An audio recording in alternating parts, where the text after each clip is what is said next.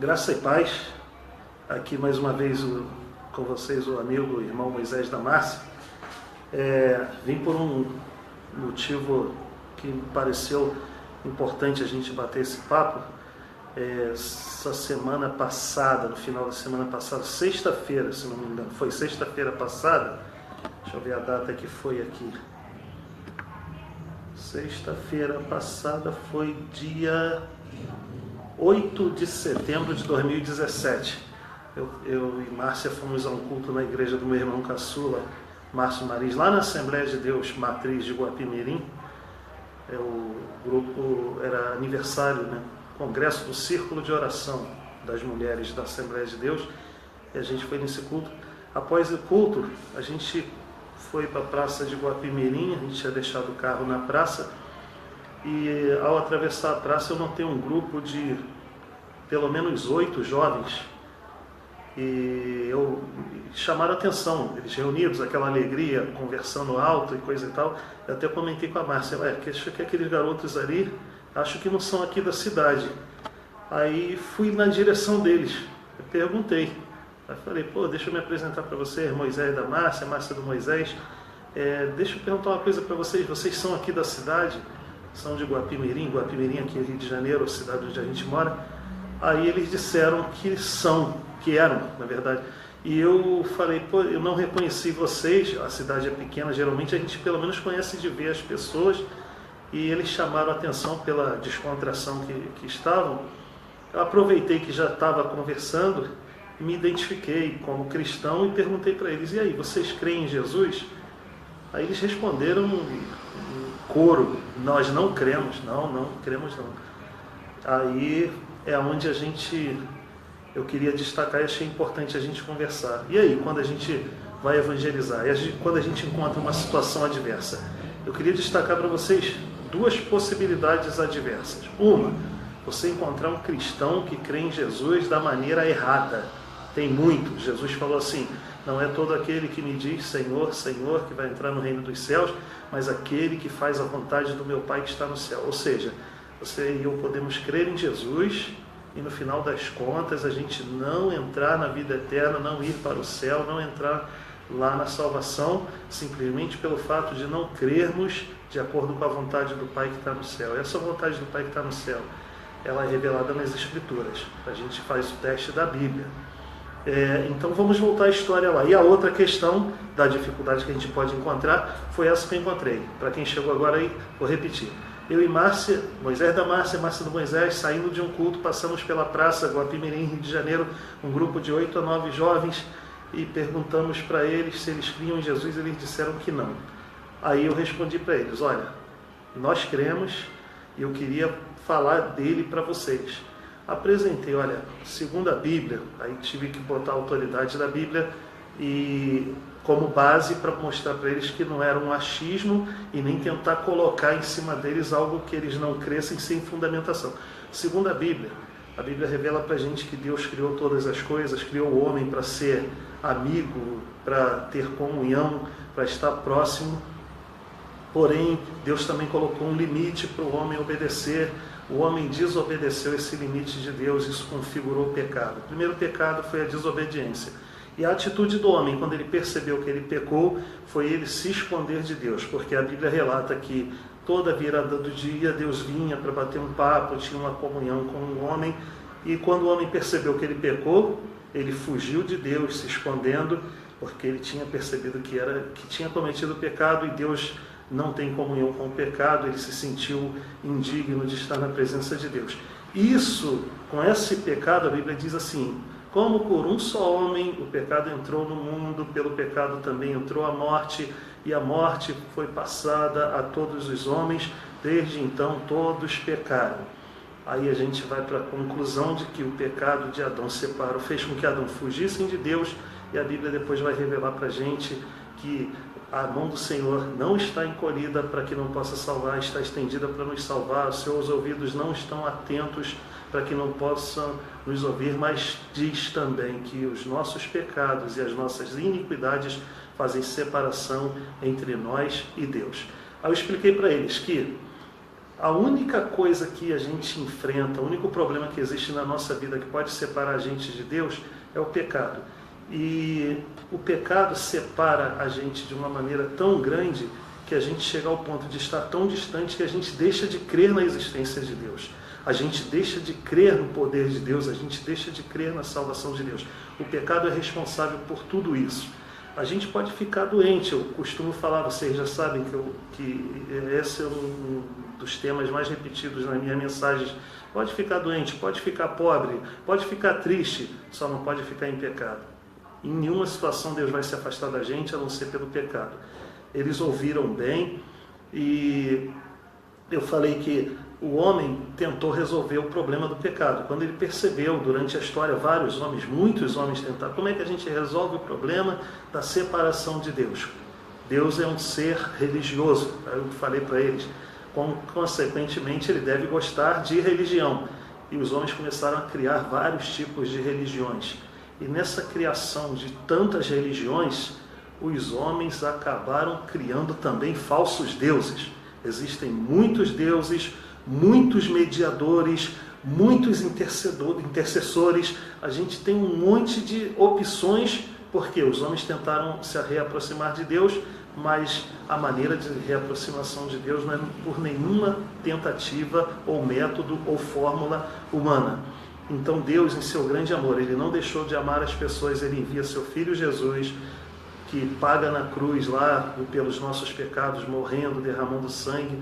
Ao terceiro dia, Ele ressuscita, vence a morte e diz assim: eu tenho todo o poder no céu e na terra. Ou seja, Ele tem poder para nos reconciliar com Deus, para perdoar os nossos pecados, para nos salvar, para nos dar a fé suficiente para a gente voltar a crer e a gente receber a vida eterna no final da nossa vida. E um dos garotos me fez um questionamento. A parte que eu gostei foi quando ele questionou. Ele falou assim: me diz uma coisa, por que você me diz que o cristianismo seria o caminho certo para Deus e as outras religiões não seriam? Por exemplo, alguém que mora lá no Oriente e nasceu num país onde o budismo é a religião principal e só conhece budismo. Por que eu creria que você está falando que o cristianismo seria a única religião certa e o budismo seria errado? Aí eu respondi para ele que a proposta ali não era criticar a religião de ninguém. Eu não queria falar mal de nenhum tipo de religião que fosse diferente do cristianismo. Mas já que ele havia perguntado, eu ia tomar essa oportunidade com uma liberdade para falar, não em tom de crítica, de menosprezar as pessoas, de desrespeitar uma crença diferente. Mas eu disse para ele assim: tirando o cristianismo, qual a religião vai dizer para você que você está errado, que você está em pecado, distante de Deus? Todas as religiões vão fazer com que você busque, se sinta autorrealizado, em paz com você mesmo, que você se sinta bem, que você realize seus sonhos, que você se sinta protegido, que você se sinta abençoado, um bem-aventurado, que se sinta bonito. Tirando o cristianismo, que vai chegar para você e vai falar assim: você é um pecador, você está condenado, você precisa se arrepender dos seus erros para poder ser recebido diante de Deus, para poder você ser reconciliado, você precisa ter fé em Jesus exclusivamente. Aí eu falei: tirando o cristianismo, ninguém vai dizer que você está errado. Ou seja, o cristianismo vai olhar na sua cara e vai dizer: olha, você é feio. Aí falei para ele: inclusive no cristianismo existem alguns ramos do cristianismo hoje que estão errando, tomando esse outro rumo, de tentar uma autorrealização, de tentar uma religião que realize seus desejos, seus sonhos. Isso é um desvio, um desvio do cristianismo original. O cristianismo não está aqui para servir nossos caprichos, mas está aqui para poder resolver o problema do pecado, da reconciliação com Deus. Aí eles ouviram bem, foram bem atenciosos, foi muito, muito positivo, e falei para ele: ó, insistindo, mantendo assim, para concluir legal esse raciocínio, não receba isso ainda como uma crítica, mas eu quero te dar um outro exemplo citando o nome. A gente tem muitos amigos que seguem por exemplo, o espiritismo. A gente e o país, né, no Brasil, existem muitos da ramificação do espiritismo. E eu falei assim, vamos colocar um dos princípios do espiritismo aqui em pauta, baseado nessa pergunta que você fez. No espiritismo diz o seguinte, que a gente vai reencarnar, que cada reencarnação nossa é um aperfeiçoamento do anterior, ou a gente está pagando por um mal feito anteriormente. Aí, mas eu vou basear que sejamos a reencarnação de pessoas, por exemplo, da Segunda Guerra, não vamos muito longe não. Aí eu coloquei para ele assim, cara, olha para mim, você acha que eu sou um ser melhorado de uma pessoa que viveu aqui por volta de 1940, 1945? Eu não me sinto melhor do que ninguém, eu não posso dizer que eu seja melhor do que ninguém. E você acha que o mundo melhorou de 1945 para cá? Que toda a nossa geração seja a reencarnação aperfeiçoada, melhorada, buscando nirvana, que a gente esteja melhor do que foi no passado. Você olha para esse mundo, você acha que esse mundo melhorou ou esse mundo piorou? O mundo está mais indecente, o mundo está mais violento, o mundo está mais insubordinado, não respeita a autoridade, o mundo não tem mais respeito pelos professores, pelos líderes, nem pelas forças de segurança. A gente faz piada, chacota, a gente desonra pai e mãe, não tem punição severa para quem comete crime. Hoje, se você não tem algum tipo de vício, você é visto como o desatualizado, você é ridicularizado em alguns círculos, em alguns meios. Pô, tu não bebe, tu não fuma, tu não cheira, tu não tem tatuagem e você não pratica pecados sexuais. Você vai ser o errado.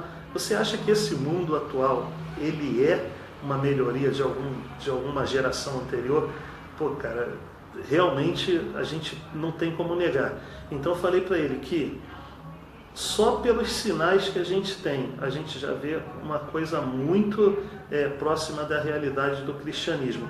E para fechar, eu falei com ele assim, olha, eu sou leigo, eu não sou teólogo, eu não sou doutor, não sou pastor, mas se você conversar com qualquer teólogo, com qualquer doutor ou qualquer pessoa que tenha visitado lá Israel, eles vão conversar com você e vão falar para você de locais históricos, vão dizer assim, olha, a Bíblia relata o milagre que Jesus fez. Aí lá em Israel tem um local turístico visitado, é chamado de lugar santo, onde os acontecimentos bíblicos ocorreram, e eles estão lá marcados, isso aí há séculos, geração após geração, visita aquele lugar, é preservado. Eu falei, olha, você vai ler livros aí de arqueologia, você vai achar vários objetos que em escavações foram buscados, que comprovaram as histórias bíblicas. O país Israel existe. Então, a narrativa bíblica, eu creio por fé. Eu falei para ele, como eu não sou doutor, como eu moro longe de Israel, eu não fui em Israel, nunca fui, eu creio por fé. Mas se você quiser crer por provas, é só você dar uma olhada aí na história, nos livros, e você vai encontrar muitas provas infalíveis de que Jesus realmente passou por aqui, de que realmente houve uma mudança. Outra coisa que eu nem falei com eles, que eu vou deixar aqui agora nesse comentário, nesse vídeo, nosso calendário, cara. Todas as religiões usam esse calendário que a gente usa aí, o calendário cristão. Antes de Cristo, depois de Cristo. A vinda de Cristo ao mundo mudou a nossa história. Depois de Cristo, nós estamos em 2017, depois de Cristo.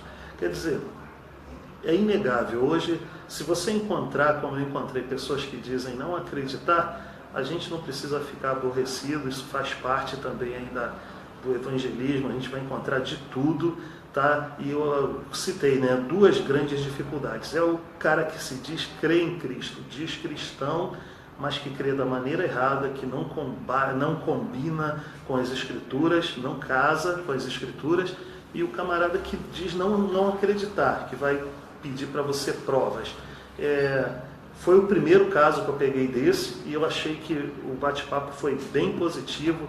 A Bíblia fala, né, que o Espírito Santo vai dar para a gente a lembrança das palavras, vai fazer com que o Senhor fale através de nós aquilo que Ele quer que seja gerado.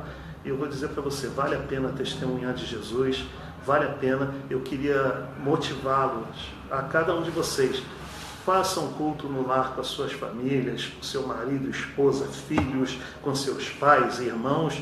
faça culto regularmente com a sua família e pregue evangelho para os seus amigos. Olha, Jesus é Salvador, Jesus é perdoador de pecados, muitas pessoas creem, mas se as pessoas não pedirem a Ele o perdão dos pecados, se as pessoas não pedirem a Jesus a salvação, Ele não vai perdoar pecado de ninguém na marra, Ele não vai salvar ninguém nem pela força, nem pela violência.